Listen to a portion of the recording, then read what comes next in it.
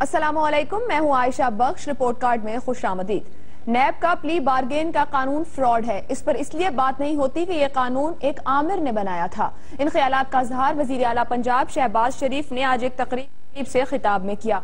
उनका कहना था कि सूबा बलोचिस्तान में एक केस प्ली बार्गेन के जरिए हल किया गया, कोड़ियां रख ली जाती हैं और इसके साथ साथ अरबों के गबन माफ हो जाते हैं। उन्होंने ये भी कहा कि इस पूरी सूरत हाल में प्ली बार्गेन के मामले पर मुकालमा वक्त की अहम जरूरत है, क्योंकि मुहज़्ज़ब मुआशरों में प्ली बार्गेन के साथ सजा भी होती है।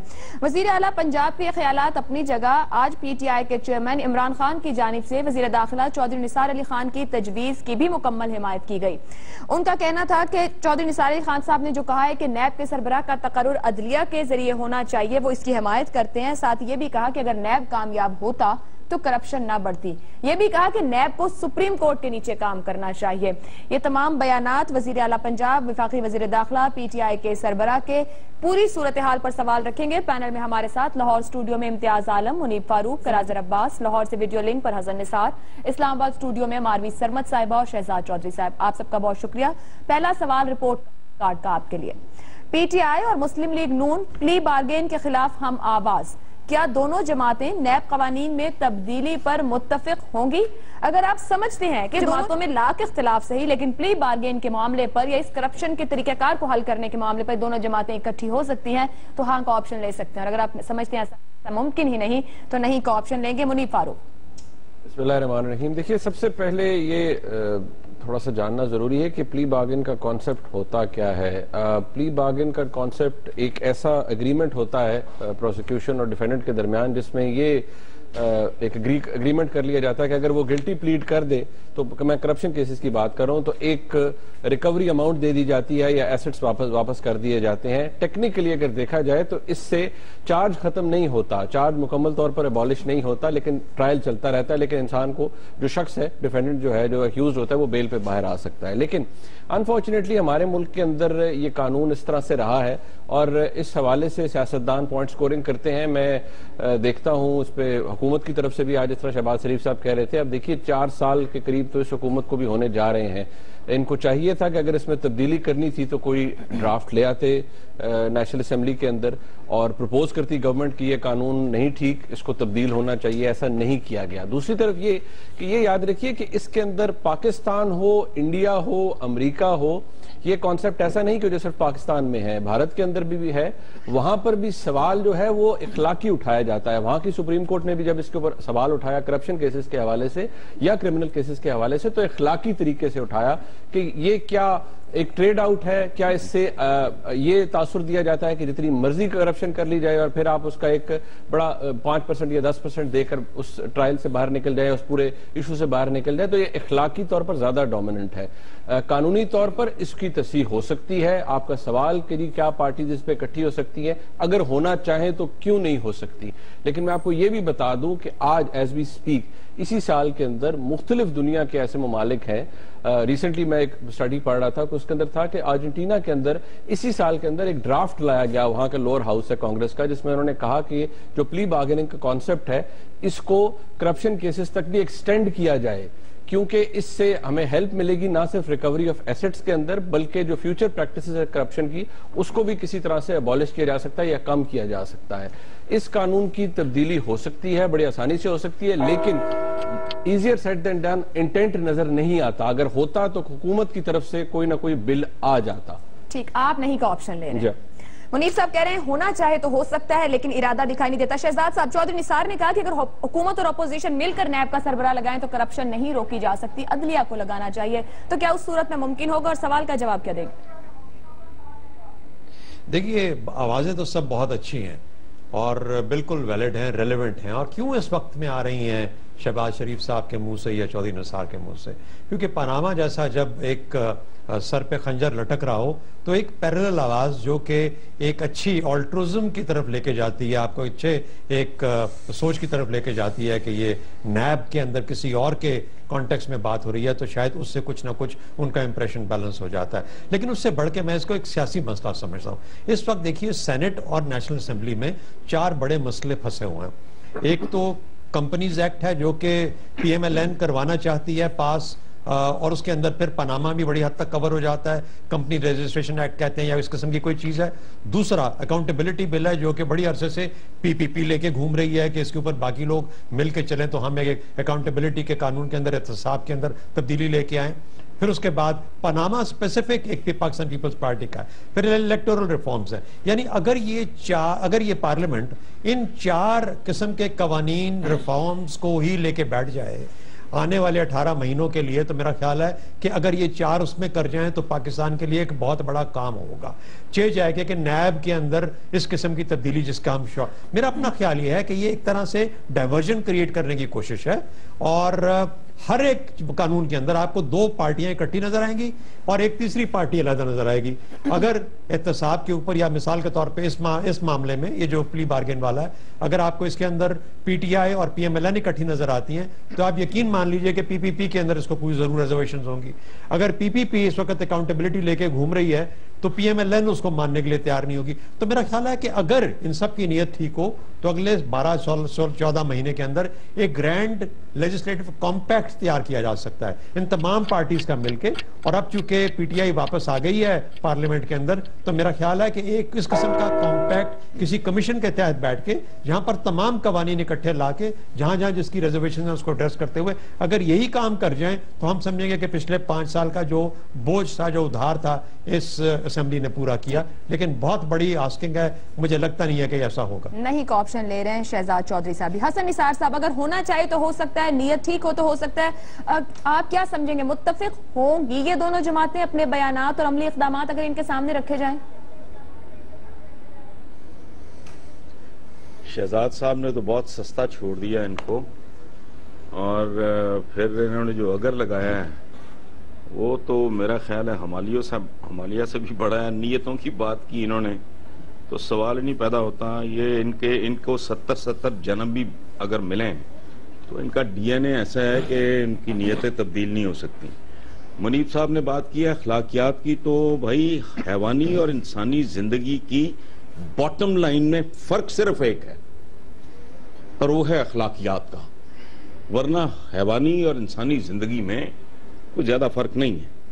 अच्छा, अब जो मौजूदा सूरत हाल है इसमें आप देखें कि चौधरी निसार से लेके शहबाज शरीफ तक सब इस पे लानत भेज चुके हैं।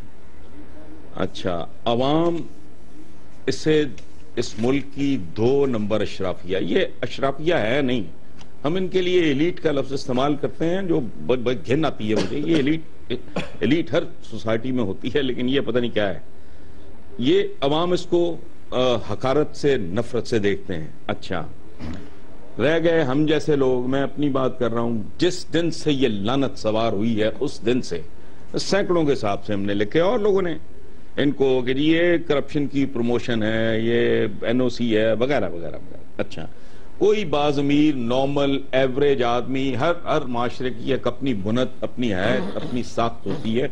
यहाँ कोई बाज़मीर आदमी इस मालियाती वल्गैरिटी को, ये उसके हल्क से आज तक उतरी नहीं। ठीक है, सो अल्टीमेटली इस अवाम दुश्मन कानून में तब्दीली आनी है। और अब भी अगर नून लीग ये बात कर रही है तो अभी शहजाद साहब ने भी हल्का सा इशारा उस तरफ किया, एक प्रेशर है जो बिल्ड हो रहा है भाई, ये खुलेआम, ये मैं इसके लिए ज्यादा स्ट्रांग इस्तेमाल नहीं करना चाह रहा, हालांकि गाली के करीब तर एक लफ्ज मुझे बहुत इस वक्त सता रहा है, लेकिन बहरहाल ये करना पड़ेगा इन्हें। इनकी नीयतों की ऐसी तैसी नीयतें तो इनकी बद हैं, बद ही रहेंगी, वो नहीं तब्दील होंगी, लेकिन पब्लिक प्रेशर है, एक राय है जो बनती जा रही है, जो बहुत ज्यादा जो फैलती जा रही है लोगों में कि ये तो बदमाशी है जिसको सरकारी सतह पे प्रोटेक्ट किया जाता है, प्रमोट किया जा रहा है। तो इसने कानून ने नहीं रहना, इकट्ठे हो जाएंगे, आज नहीं तो कल इसने जाना है। जी हाँ का ऑप्शन ले रहे हैं जी, बिल्कुल मैं हाँ। इम्तियाज आलम साहब, क्या ये दोनों जमातें कम अज कम इस एक मामले पर हमें इकट्ठी दिखाई देंगी? देखिए, ये बात दुरुस्त है कि राय आमा और अवाम की बड़ी तादाद और हमारे मुफक्करीन की और एनालिस्ट की और एकेडमिक्स की, माहिरीन की ये राय है कि पाकिस्तान में कोई इक़्तिसादी निज़ाम नहीं है, एक मौसर एहतसाबी निज़ाम की ज़रूरत है। ये जो एहतसाब का कानून है, इससे पहले जो एहतसाब के कवानीन थे उनमें बहुत नकाइस लोग आइडेंटिफाई करते रहे। इन्हें आज़ाद होना होगा, फौरी ज़रूरी सियासी मकासद और मफादात से बुलंद होना होगा, किसी एक फिरके या ग्रुप को या पार्टी को निशाने से मावरा होना होगा, यानी इसे हमागीर होना होगा, इसे कंसिस्टेंट होना होगा, इसे इंसाफ पर मबनी होना होगा, शफाफ होना होगा, ऑल साइडेड होना होगा। ये फ़कत सवाल प्री बारगेनिंग का नहीं है। तो उसमें मैं समझता हूं कि जो मौजूदा कानून है ये बदलना चाहिए। एक चेयरमैन नहीं होना चाहिए, पूरा बोर्ड होना चाहिए। ये क्या है, एक बंदा है जो हिसाब करेगा, पूरा बोर्ड हो। फिर इसका और FIA के दरमियान क्या ताल्लुक है? जो बहुत सारे मामलात हैं जो FIA डील करे, ये अपने आप को बड़े करप्शन के मामलात तक करे और उन मामलात में ना जाए जहां पे FIA है। फिर इसके अलावा हमारे बहुत सारे इदारे हैं जो जुड़े हुए हैं जो करप्शन के हवाले से, जैसे FBR है, जैसे स्टेट बैंक है, जैसे आपकी जो FIA है और पुलिस है, आपकी मकामी अदलिया है, इनकी इस्लाहात की भी जरूरत है। तो मैं समझता हूं कि इस पार्लियामेंट को, जैसे शहजाद साहब ने कहा, ये बड़ा तारीखी रोल होगा अगर ये अदा करे कि एक तो कमीशन बने एहतसाब पे जो सबका मौसर, खुला, साफ, शफाफ और मुनसिफाना इंतजाम कर सके। दूसरा ये कि कमीशन बने जो हुकूमती गवर्नेंस की इस्लाहात लाए, क्योंकि गवर्नेंस की इस्लाहात के बगैर करप्शन खत्म नहीं हो सकती। हम फकत लगे, अभी मैं आज पढ़ रहा था बड़ी एक अच्छी खबर आई है डॉन में तफसील से, वो बता रहे हैं कि कुल अब 68 नोटिस रह गए 500-450 केसेस में से पानामा के। मतलब क्या हुआ कि पनामा में हमारा सारा फोकस शरीफ फैमिली पे है, लेकिन हम देख रहे हैं कि जो बाकी जो 400-500 थे वो सारा प्रोसेस एग्जॉस्ट कर लिया है FBR ने। तो मैं समझता हूँ कि बहुत सारी तब्दीली की जरूरत है और इसमें यकीनन सारी जमातों को, PTI जो इस पे सबसे बड़ी मुबल्लिग है एहतसाब की इस वक्त, दाई है, वो और मुस्लिम लीग नवाज और पीपल्स पार्टी और बाकी पार्टीज वैसे ही करें जैसे 18वीं तरमीम समझ रहे हैं दोनों इकट्ठी होंगी? हाँ, होनी चाहिए इज नहीं, मुझे नहीं मालूम मुझे होंगी या नहीं होंगी, होनी चाहिए। मेरा ख्याल है होनी चाहिए, क्योंकि पब्लिक सब ऑप्शन नहीं ले रहे, होनी चाहिए की बात करें। मारवी सरमद साहिबा, होनी चाहिए, देखिए क्या होगा, दोनों जमातें इकट्ठी होंगी, बातें दोनों करी हैं, बयानात भी दोनों की जानिब से बहुत अच्छे दिए गए। मेरा भी आप हाँ कर ले, अगर आपकी मुराद झंडा ऐसे ही चलाइए आप तो ठीक है। मारवी साहिबा जी बहुत बहुत शुक्रिया। आयशा, मेरा ये ख्याल है कि एक तो इसके पीछे जो हिकमत होती है उसको समझने की ज़रूरत है, जिसे हम प्ली बार्गेन कहते हैं। दो ऑप्शंस बेसिकली होती हैं, प्ली बार्गेन या वॉलंटरी रिटर्न। अब जब इन्वेस्टिगेशन से पहले पकड़े जाते हैं तो उन्हें ये मानना पड़ता है कि उनसे ये जुर्म सरजद हुआ था, लिहाजा वो तमाम की तमाम रकम वापस कर देते हैं, तो उसे हम वॉलंटरी रिटर्न कहते हैं। मगर इन्वेस्टिगेशन शुरू होने के बाद जब वो देखते हैं कि ऊंट एक ऐसी करवट बैठ रहा है कि उन्हें नुकसान होने वाला है, तो वो फिर उस मौके पर प्ली बार्गेनिंग की एक ऑप्शन दी जाती है और उसमें वो लूटी हुई रकम का कुछ हिस्सा या बेशतर हिस्सा वापस करके और उसके बाद वो उस लिस्ट में आ जाते हैं, उनको सजा नहीं होती है। लेकिन ये जरूर, और ये रकम का तायुन जो है वो नैब करता है, जो भी रेगुलेटरी इदारा है, बहुत से ममालिक में मुख्तलिफ उसकी परसेंटेजेस फिक्स है। यहाँ पर नैब उसका तायुन करता है लूटी हुई रकम के मुनासबत से, उसके तनासब से। अब होता यह है कि जब उसका नाम आ जाए किसी ऑफिसर का या किसी भी एहलकार का, तो उसके बाद उसकी जो सरकारी ओहदा है वो खत्म हो जाता है, किसी भी सरकारी इदारे में उसको नौकरी नहीं मिल सकती। अगर वो बिजनेसमैन है तो उसको 10 साल तक कोई बैंक लोन नहीं दे सकता। ये सब चीजें हैं, मगर हद ये है यहाँ पर कि आपने जिस भी हिकमत के तहत ये ऑप्शंस रखी हैं उसके बाद उसकी पूरी इम्प्लीमेंटेशन तो पूरी कीजिए।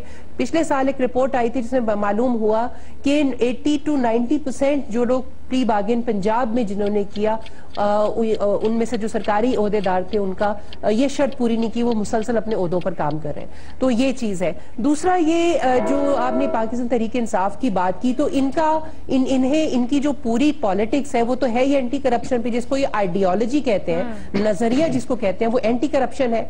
तो इन्हें तो इसमें लाजमन आना चाहिए। और PMLN को भी देखिए, जो चार्टर ऑफ डेमोक्रेसी की एक शिप थी कि नैब को एबॉलिश करके एक बहुत ही मजबूत वो कानून लाया जाएगा एहतसाब के हवाले से, एंटी करप्शन के हवाले से। तो लेकिन मुझे शक इसलिए है क्योंकि चंद माह पहले सेनेट में ये मौजू ज़ेर बहस आया था, तो उस वक्त पीटीआई ने पीएमएलएन का साथ नहीं दिया था तो नैब को ओवरहॉल करने के मसले पर, और वो उन्होंने अपनी न्यूट्रल पोजीशन रखी थी। लेकिन यह कि हमें पीपल्स पार्टी और पीएमएलएन के अरकान जो है वो इसमें इकट्ठे नजर आए थे कि नैब को ओवरहॉल किया जाए। तो मैं ये समझती हूँ कि नहीं, मेरा दिल चाहता है कि इमरान खान साहब कुछ समझ करें और वो इनके साथ मिलकर इसे इस बिल को मौसर बनाएं। दिल चाह रहा है कि इकट्ठे हो जाएं, तो मैं बैन रहना चाहूंगी। मेरा दिल कुछ चाह रहा है, लेकिन मुझे खतरा है, मुझे खान साहब पर कोई ज्यादा एतबार नहीं है कि उनकी पॉलिटिक्स मैंने जो अब तक देखी है, तो कुछ समझ नहीं आता कि वो अकल की बात कर सकते हैं या नहीं। माजर साहब, आपका दिलो दिमाग क्या कह रहा है, इकट्ठे हो जाएंगे ये? जी नहीं होंगे। देखिए, नियत का फतूर है और शफाफियत के लिए शफाफ होना बहुत ज़रूरी है। ऐसे लोग कैसे इस तरह का निज़ाम लेकर आएंगे कि जो इंतहाई शफाफ हो, वो उन पर कल जाके वज़ीर आज़म हाउस में वो वज़ीर आज़म का एहतसाब कर सके, लीडर ऑफ द अपोजिशन के घर जाके लीडर ऑफ द अपोजिशन का एहतसाब कर सके। यहाँ नियत का फतूर है। ये एहतसाब पाकिस्तान में सियासी चाल के तौर पे इस्तेमाल किया जाता है। देखिए, चौधरी निसार साहब आज तो ये कह रहे हैं कि जी हिज़्ब इख्तिलाफ और हुकूमत को मिल के चेयरमैन नैब नहीं। जब 18वीं तरमीम हो रही थी तो किसने रोका था हुकूमत को ये इस चीज़ के बारे में एक पोजीशन लेने? किसने पिछले 8 साल में नैब के निज़ाम को तब्दील करने के लिए कोशिशें नहीं की गई? जब आपकी नियत ही ना हो और आप एक ऐसा लूला लंगड़ा एहतसाब का निज़ाम चाहते हो कि जिसमें उस वक्त के हुक्मरां पे हाथ ना डाला जाए। आप सीबीआई की मिसाल ले लें, सीबीआई किस तरीके से वुज़रा को गिरफ्तार करती है इंडिया में, किस तरीके से वहां होता है, और भी जगहों पे है। आपके यहाँ यही प्रॉब्लम है। बेसिक प्रॉब्लम जो है वो आपके यहाँ ये है कि जो लोग निज़ाम बनाते हैं, जो लोग कवानीन बनाते हैं, बदकिस्मती से वहीं डंडी मारी जाती है और वहीं प्रॉब्लम्स लाहक होती है। इसलिए इस वक्त 4 साल के बाद ये फिलर छोड़ना, आज से चंद माह पहले भी जब ये खबर आई थी कि पीएमएल के कुछ लोगों के जो नैब जो है केसेस खोल रही है, जिनमें शरीफ भी शामिल थे, तो सबसे पहले परवेज रशीद उस वक्त वजीर इत्तलात थे, उनकी एक प्रेस कॉन्फ्रेंस हुई और उन्होंने जिस तरीके से, और फिर मियां नवाज शरीफ ने खुद नैब के खिलाफ जो बयान दिया था, तो मुझे नहीं लगता कि ये इसमें ये सिंसियर हैं या इसमें कोई ट्रांसपेरेंट सिस्टम लाना चाहते हैं। मुझे नहीं लगता इस तरह की कोई चीज होने जा रही है। नहीं लगता कि ये ट्रांसपेरेंट नहीं। मुझे ब्रेक पे जाना है, बाद में वजाहत। 3 हमारे पास हाँ के जवाब, 3 नहीं के। हमारे 50 का ऑप्शन दिखाई दिया सवाल के जवाब में। ब्रेक पे जाएंगे, ब्रेक से वापस आएंगे तो दूसरे इशू पर बात करेंगे।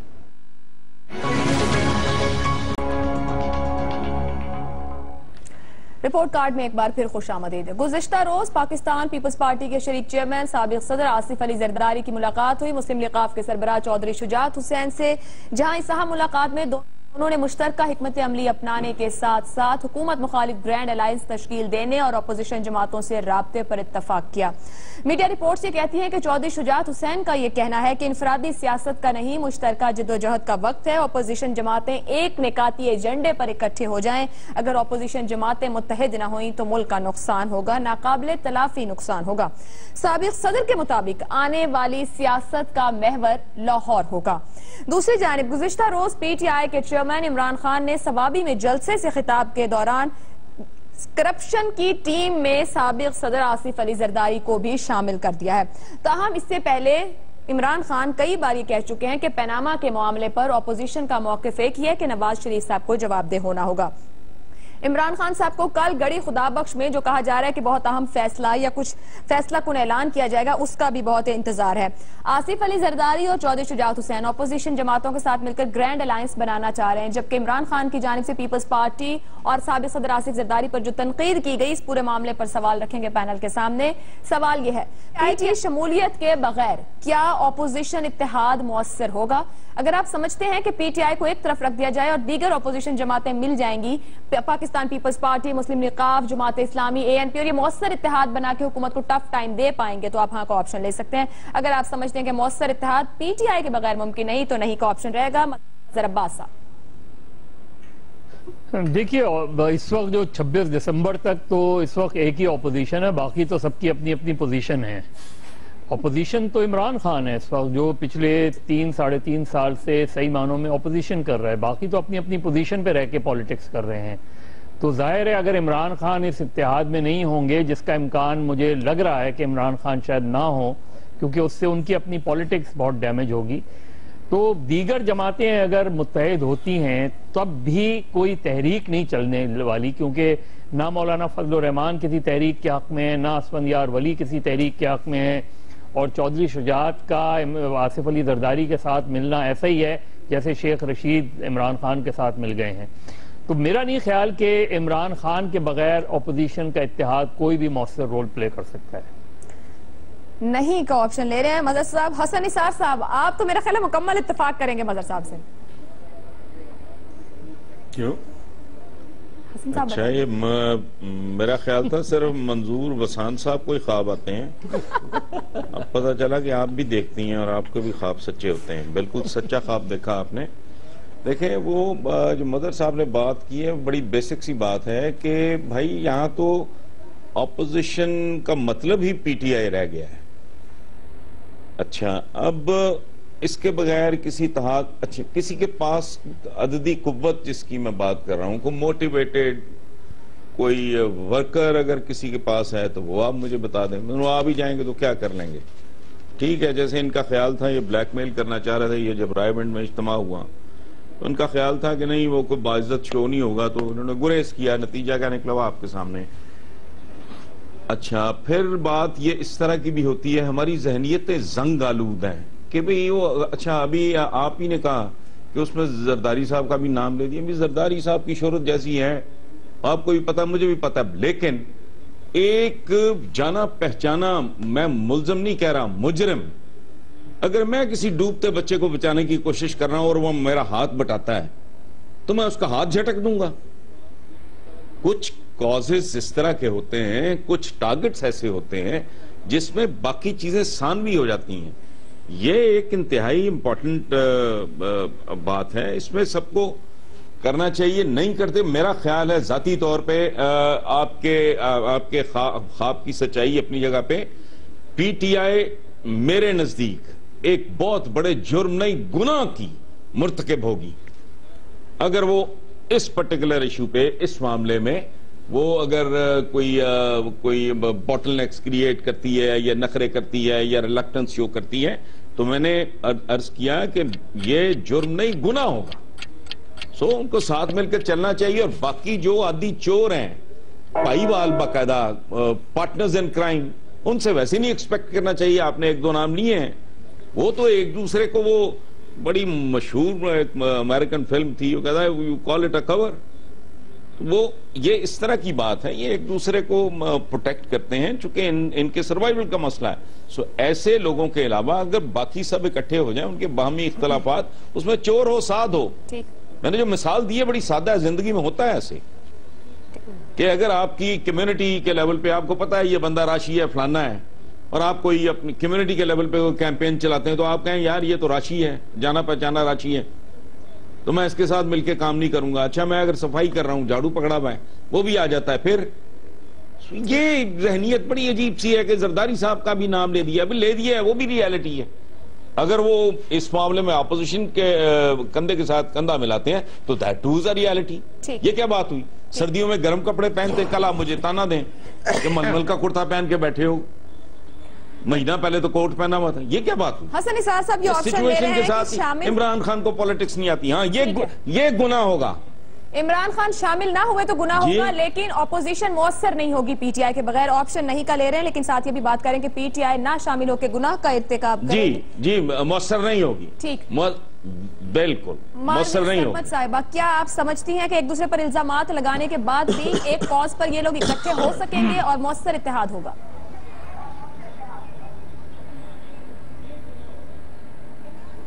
मारवी साहिबा, किससे पूछ रहे हैं? अच्छा, सॉरी जी, जी आयशा, मेरा ये ख्याल है कि पीटीआई जो है अभी सब ने कहा तकरीबन कि हकीकी ऑपोजिशन है और इसके बगैर मौसर नहीं होगा। मुझे थोड़ी सी लाइन ऑफ आर्गूमेंट से थोड़ा इख्तिलाफ है। हकीकी ऑपोजिशन से मुराद अगर हमारी ये है कि जो पार्लियामेंट से बाहर बैठकर और धरने वरने करे और हुकूमत की जिंदगी अजीरन कर दे, वो ऑपोजिशन होती है, तो फिर तो जाहिर है कि पीटीआई ही है। लेकिन अगर पार्लिमानी जमहूरियत के डिजाइन को आप देखें, उस स्ट्रक्चर के अंदर रहकर कोई मौसर ओवरसाइट करती है पार्टी, उसे हकीकी ऑपोजिशन कहा जाता है जमहूरी रिवायात के तहत। मगर वो करती हुई मुझे पीटीआई तो नजर नहीं आ रही, लेकिन हाँ अवामी परसेप्शन में इन्होंने हकीकी ऑपोजिशन का रूप जरूर लिया है। तो मेरा नहीं ख्याल कि अगर मुत्तहिदा ऑपोजिशन होनी है तो पाकिस्तान तहरीक इंसाफ जो है वो दूसरी बड़ी जमात है ऑपोजिशन की, और इसको बाहर निकाल कर कतन कोई क्रेडिबिलिटी ही नहीं होगी मेरा ख्याल है, क्योंकि जो खासतौर पे जो करप्शन का नैरेटिव है उसके ऊपर मोनोपोली पाकिस्तान तहरीक इंसाफ की है। लेकिन और ये मेरा ये भी ख्याल है कि आसिफ जरदारी साहब जो है, बेशक जितना मर्जी विट्रियोल है इस वक्त दोनों साइडों पर, बिलावल साहब भी इरशादात फरमाते रहे हैं और इसी तरह से खान साहब ने भी, खैर उन्हें तो कोई रोकने वाला है ही नहीं, वो तो कुछ भी कह देते हैं किसी के बारे में, लेकिन यह है कि उन्होंने भी एक खास पंजेंट अपनी टोन रखी है।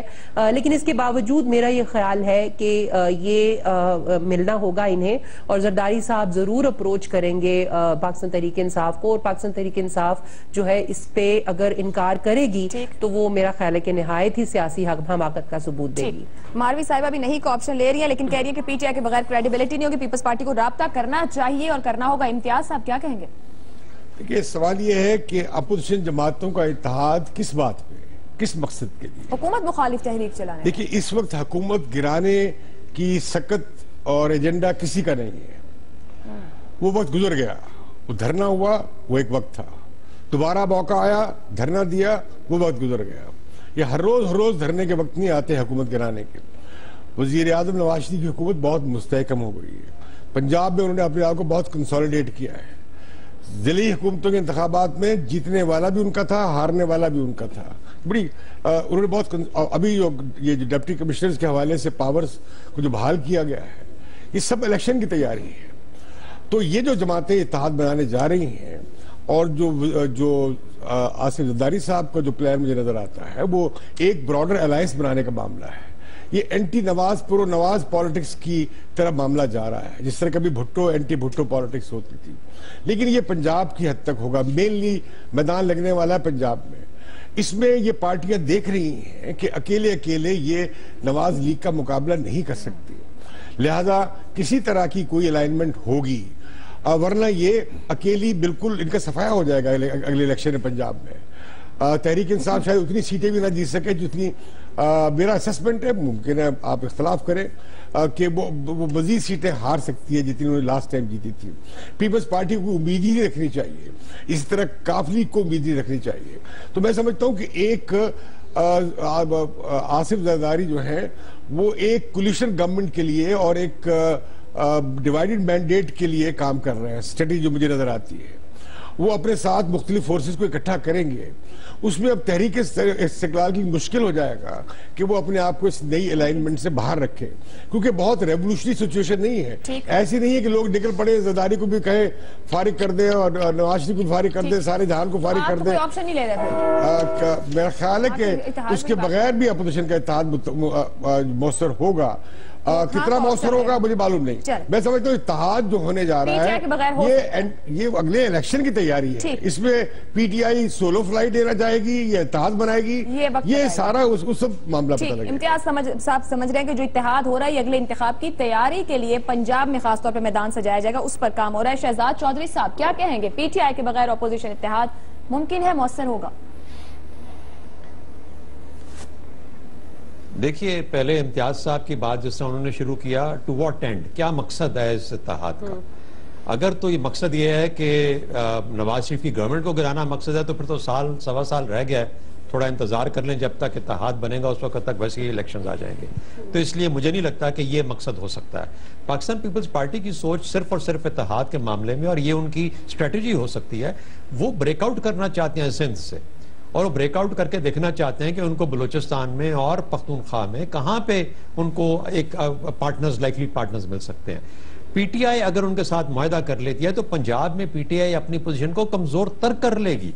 पीटीआई तो आज पंजाब के अंदर जो मेन ऑपोजिशन की एक परसेप्शन को लेकर चल रही है, उसी की बुनियाद पे पीटीआई कायम है। और पीटीआई का भी ख्याल रखें और याद रखें कि ना सिर्फ केपी के अंदर अपना दोबारा पत्ता खेल सकती है अपनी ताकत का और अपने नताइज का और अपने फायदे का, बल्कि इस वक्त अगर वो पनामा ज़्यादा पीएमएलएन को फेस करने के काबिल हो जाती है पंजाब के अंदर, तो फिर पीटीआई एक बहुत स्ट्रांग पोजीशन में आ सकती है और लड़ाई देने के पोजीशन में आ सकती है।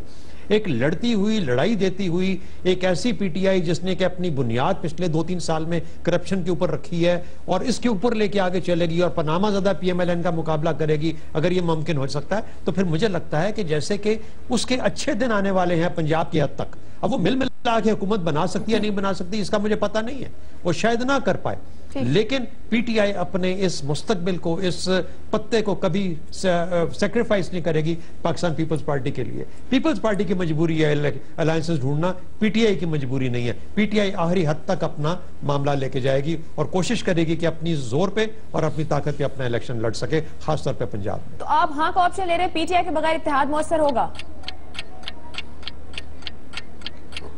मेरा ख्याल है मौसर होगा ही नहीं मौसर होगा ही नहीं, पहले बन ही नहीं सकता और होगा ही नहीं, और पीटीआई कभी भी इसका हिस्सा नहीं बनेगी और ना ही उसको बनना चाहिए। मुनीब साहब, हमारे पास 4 नहीं और 1 हाँ का ऑप्शन है, किस पलड़े में वोट डालेंगे?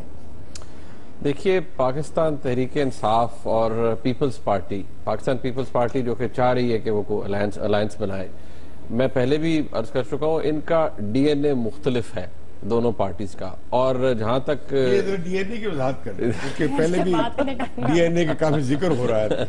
जी हाँ, वो डीएनए वही है जिसका जिक्र मारवी सरमद साहिबा ने किया है कि पाकिस्तान तहरीक इंसाफ का जो कैंपेन है वो पहले दिन से है करप्शन के खिलाफ। अब उसमें किस हद तक वो उतरे हैं उम्मीदों के ऊपर और किस हद तक उनके अपने कौलो फेल में तजाद है, ये एक और बहस है। बहरहाल, जिस तरह से कैंपेनिंग की है पाकिस्तान तहरीक इंसाफ ने, तो वो करप्शन के खिलाफ सबसे सफ़े अव्वल में रहे हैं, उन्होंने इसके खिलाफ बहुत कैंपेन की, इमरान खान साहब आज तक करते रहे हैं। तो पाकिस्तान तहरीक इंसाफ किसी भी सूरत में मुझे किसी ग्रैंड अलायंस का हिस्सा बनती नहीं नजर आ रही।